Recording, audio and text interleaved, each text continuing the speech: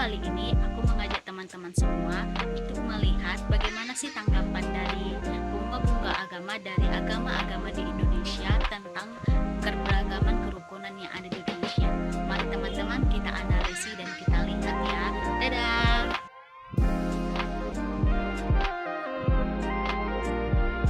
Salam buat kita semua, selamat hari raya salam sejahtera. Saya Richard bin Fadil melayani di sebuah gereja Ecclesia, Gereja Kristen Indonesia, Jemaat Medan Kota, Jalan Pembangunan, Gang Lebutan nomor 26, Masuk Medan.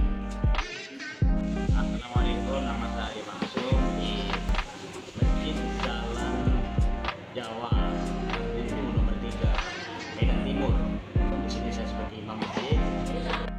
Perkenalkan, nama saya Suster Bernadine Mebaho KSFL Kongregasi Suster Fransiskan Santa Lucia. Saya di gereja bertugas sebagai kaum biarawati. Saya Suster Ananda Semirat, saya mengawasi KSFL.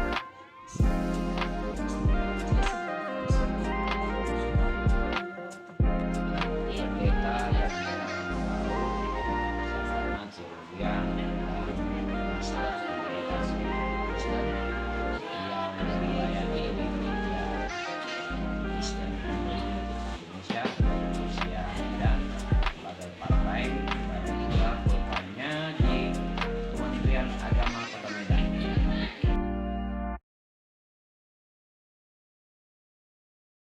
Ini menurut pandangan pribadi ya, pengamatan untuk secara nasional kerukunan kita ini sebenarnya sangat baik.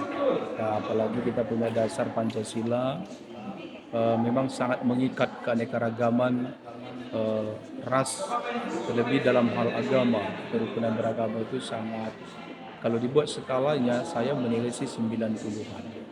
Dalam arti begini, belum sempurna tetapi menuju ke sana, harapan-harapan itu. Ya terbukti bahwa walaupun kita banyak agama, tapi masih coba tenggang rasa, menghargai. Ya, kalaupun ada satu dua hal persoalan-persoalan, ya itulah mungkin 10%-nya yang harus kita perjuangkan. Secara prinsip kita di Indonesia ini sangat senang dengan dasar Pancasila yang menghimpun kita, termasuk Bhinneka Tunggal Ika. Jadi kalau saya diberi kesempatan menilai 90 skalanya. Baik, Pak, terima kasih. Untuk pertanyaan keduanya, dalam ajaran agama Bapak, bagaimanakah kerukunan antar umat beragama itu diajarkan, Pak? Ya sebenarnya hal yang menjadi prinsip, kita harus memahami bahwa semua manusia ciptaan Tuhan. Jadi dengan menghargai sebagai gambar dan rupa Tuhan, maka kita tidak boleh mendiskriminasi. Kita harus menghargai sesama ciptaan Tuhan.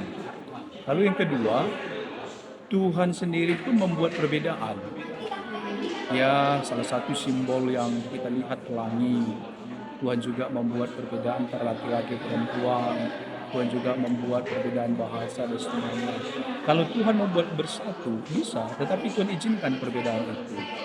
Ya, jadi akhirnya memang kita harus saling menghargai dan menghormati. Karena perbedaan itu sendiri adalah ciptaan Tuhan. Berbeda bukan berarti harus bertentangan, tetapi berbeda itu harus harmonilah, sinkron. Seperti pelangi tadi berbeda warna tapi menjadi cantik, atau seperti piano hitam dan putih itu berbeda, tapi kalau dimainkan dengan baik menjadi harmoni, menghasilkan suara yang enak gitu. Jadi Allah sebenarnya mengajarkan kita untuk saling menghargai perbedaan itu. Atau kalau dalam Alkitab ada yang disebut istilah satu tubuh. Ada yang sebagai tangan, ada yang sebagai kaki, ada yang sebagai telinga, ada yang sebagai perut. Itu diajarkan untuk saling menghargai dan menghormati.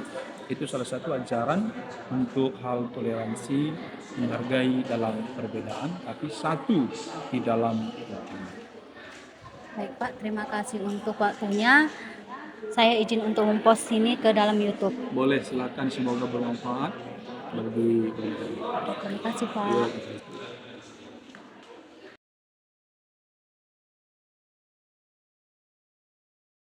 Agama Islam dan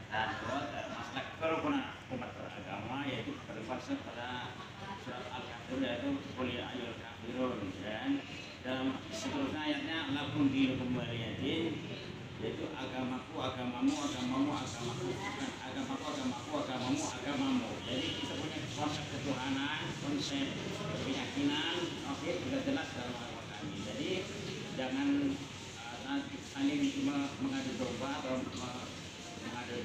atau membetulkan, jadi tidak menjadi kesalahpahaman atau menjadi konflik.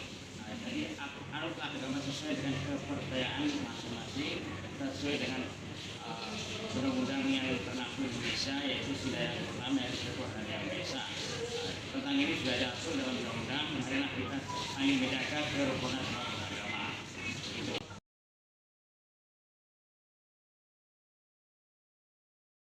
Baik, kalau ditanya bagaimana cara menciptakan suasana yang harmonis, menurut saya tuh kita mulai dari hal-hal yang kecil, misalnya menghargai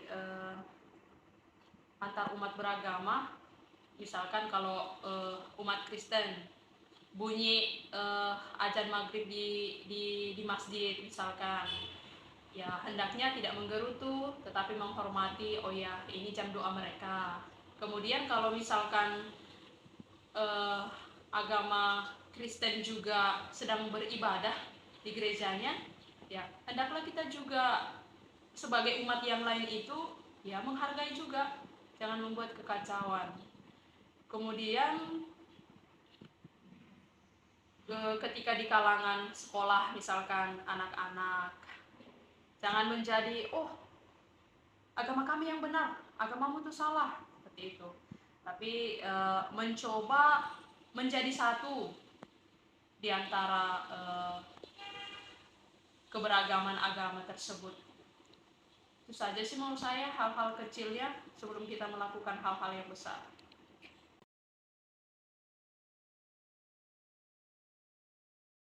Menurut saya sendiri, bagaimana cara kita menjaga kerukunan antara umat beragama, yaitu yang pertama itu saling menghargai.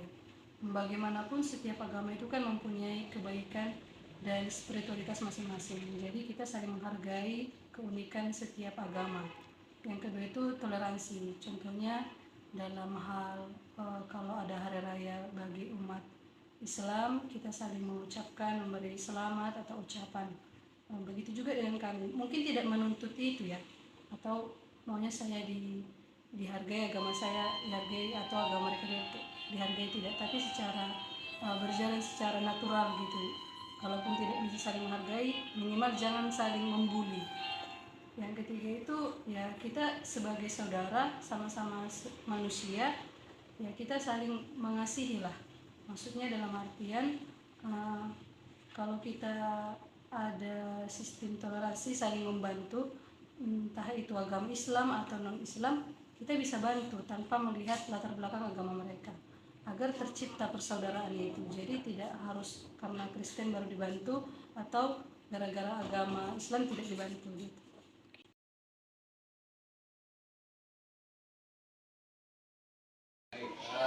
Peran pemerintah itu untuk menjaga kerukunan umat beragama di seluruh Indonesia, dari Kementerian Agama itu menerapkan sistem moderasi beragama.